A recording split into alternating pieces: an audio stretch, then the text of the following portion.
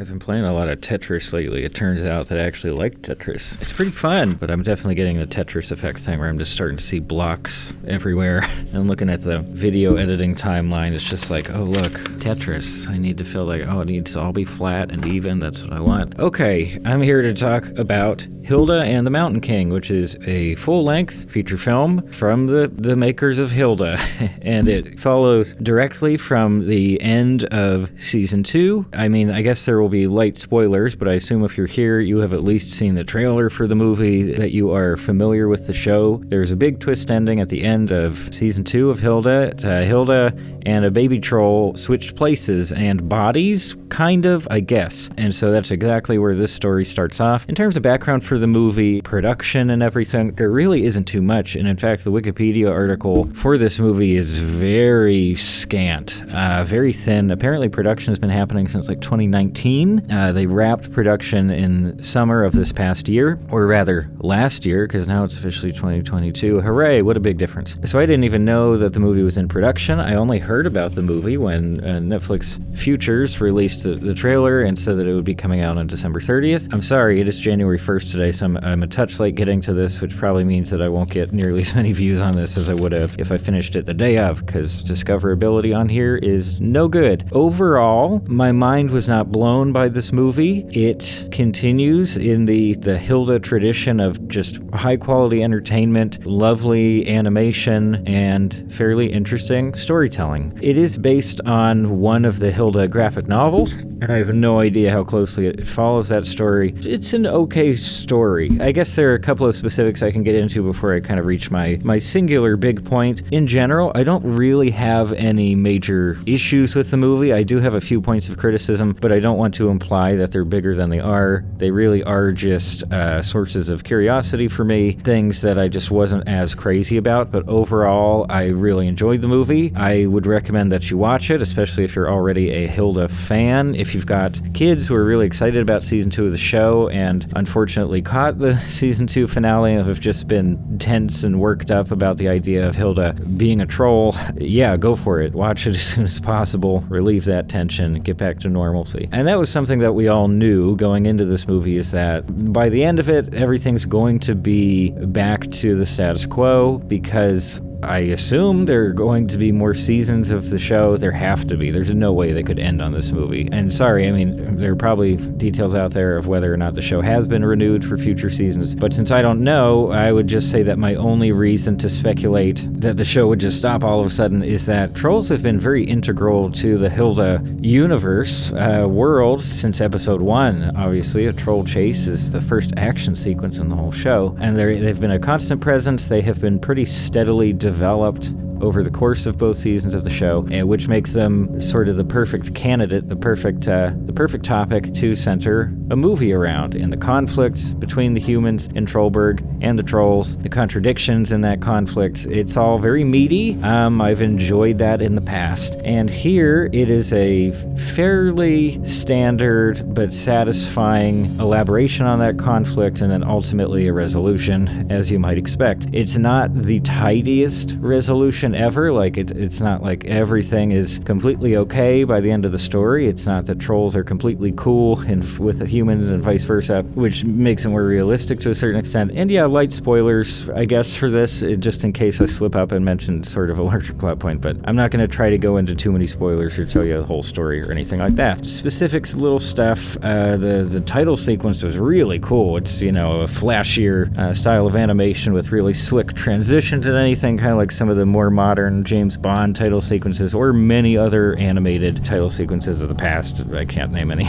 offhand, but you know the type. It's very flashy, it's very stylish. Everything is about flow and transition, and it's great. And this is maybe one of the biggest things, is that it doesn't necessarily feel like a movie to me, if that makes sense. You know, when you had TV shows, especially TV shows mostly for children, that get their feature-length film adaptation and they try to do stuff to make it feel more like a movie. They try to make it feel higher budget. Something like Rugrats I go to as an easy example, or Wild Thornberrys around the same time. They were getting feature-length movies, theatrical releases, and they almost always changed the lighting in those movies. Everything was much more shadowy. The lighting was more complex and rich, which I think was actually kind of a detriment to some of those movies. But regardless, they're little tip-offs to let the audience know, oh, this is a different kind of thing. It's fancier in a way.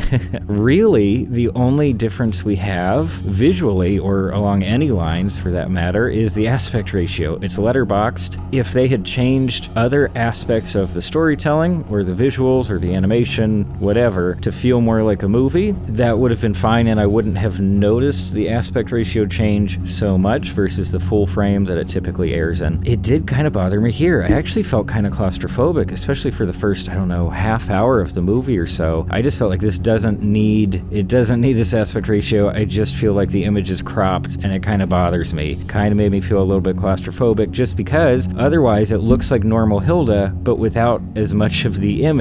It's an interesting effect. I'd be very interested to hear whether other people have a similar feeling about it. And maybe it's just, I've watched Hilda for so many dozens of hours on repeat. I'm very, very used to having that full frame, and I think it benefits the show in general. It's just, we get these wonderful spaces, these big wide shots, wonderful color palettes. It's very calming, so the more picture, the better for me. So anyway, I do have to wonder, I'll never get an answer to this, but I don't know why this had to be a movie other than it's kind of too big and too serious a story arc to integrate into a typical season. It would have to be at least, 3 episodes long. Couldn't stretch this over a whole season. I think a whole season of just this one major conflict and not knowing whether Hilda's going to return to her human body, that might be way too much tension for kids. It might get a little boring too. So, okay, this makes sense. It's not that long of a movie. It's probably equivalent to 3 or 4 episodes of the show in terms of runtime. But outside of that, I don't know. And I get that it's an adaptation of a specific story from the books, but I was thrown off a little bit. This isn't a big annoyance. This isn't really a critique of the movie. Just one of my impressions while watching it is that it kind of just feels like more of the show. Not really a bad thing. Like I said, all of the quality is still there.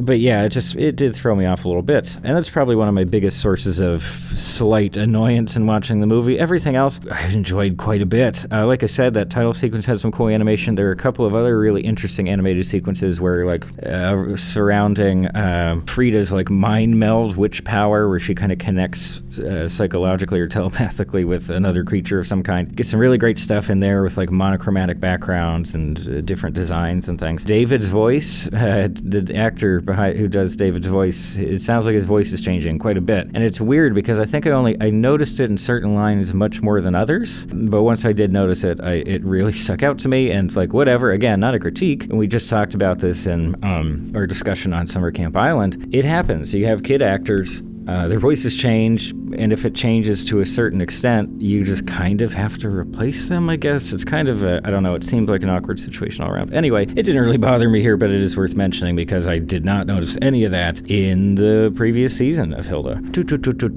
So yeah, the big conflict is, a lot of people still think trolls are evil. Meanwhile, Hilda's mom and friends are trying to find the troll version of her inside the mountain where all the trolls live. So you get a, somewhat predictable conflict that we've already had quite a bit, which is you have these sort of coded, sort of nationalist characters who are very much about self-defense and whatever is the other with a capital O is evil. It wants to do us harm. It's scary. It's different. Let's kill it or something. Let's be mean to it. All of that is personified in the character of Eric Alberg, head of Safety Patrol. I mean, he's been around obviously through season 2, but here it's what you would want to see in terms of him being developed, him becoming a much more threatening villain than he tends to be already. And just even his character design, it's an old trick, but you'll change up the silhouette of a character to communicate different things about them. So when we first see him in the show, he's got this hat. He looks very heroic. He's got that wonderful voice. I think a little bit later on, we start to see him without the hat, and he's he's kind of bald and weird looking, but most of the time he keeps up with those appearances. So you're he's phony. He's phony. He's a jerk. He's incredibly self-centered, all this stuff. He does get a redemption here. And it's so fast. It seemed kind of funny to me. You expected this character character to be redeemed ever since he showed up on the show. Here he has a change of heart extremely quickly, and it's a little bit funny how quickly that happens. My single favorite aspect of this movie is some of the stuff in Act 1. The safety patrol is expanding like crazy, and they're really ready to go to war, and they're sending around agents with literal propaganda material to show in the school. And it's all like, trolls are awful, they want to kill people and eat them, all this stuff. There's this wonderful scene where Frida, and David, but mostly Frida vocally, is just like, hey, this. Like, no, none of this is true. You're not just gonna make us sit here and eat this. There's a big argument among the kids, and I really liked that. It's not just David and Frida who know that trolls are actually okay. There's a whole bunch of kids who are like, oh, no, what? It's totally fine. We've lived here for so long. Our families have interacted with trolls. It's actually okay. They start their own little resistance movement, essentially, which definitely reminded me of whatever the Harry Potter is, where they do their little rebellion group in the room of requirement. That one? I kind of like that one. I don't know. I think it works really well for an audience that's like tween, heading into adolescence, or just in general. Like, I like seeing plot surrounding rebellion, especially like rebellion with youthful energy. We're just like, no, you. I'm questioning the authority figures all of a sudden, and found them to just be full of nothing, and we're gonna do our own thing. That was great, and it was really cool to see that from Frida in particular, since she's so archetypically prim and proper, doesn't want to upset anybody in charge. What else? It is a short movie, and it feels short. It's both the runtime and how it feels when you're watching it. One interesting little tidbit is that, we're just full spoilers now, but at the end they heavily imply that Hilda still has like troll abilities even after being transformed back into a human, which means stronger, sort of faster, more agile and stuff. That could actually be kind of interesting, because it's not crazy enough to be like a superpower thing, but still, I don't know, that could, with her personality and the shit she gets into just as a regular kid, can you imagine what kind of fun stuff they can do if she's just like, I don't know, more able now, like physically? And with Frida becoming a witch, it's kind of an interesting direction. The idea that maybe all of our main characters end up with this other special thing, this other special quality, a set of abilities, identities, whatever, or aspects of their identities that could potentially lead to some more stories that are really neat, new circumstances we wouldn't have seen before. And I think I'll end it there. Obviously, very positive impressions overall. Enjoyed my time with the movie. I don't know whether I'll rewatch it a whole lot. Maybe watching it right after the end of season 2 could be neat. But besides that, I expect the show to continue. Please, someone let me know if that's not going to be the case. But I'm just excited, and I continue to be impressed by the work that this team is doing. They're really proving themselves. Mercury, and I forget the other production company involved, but like, this is really impressive work. I do think it works for a variety of audiences, and I'm looking forward to seeing more. But I think that's it for now. Thanks for stopping by.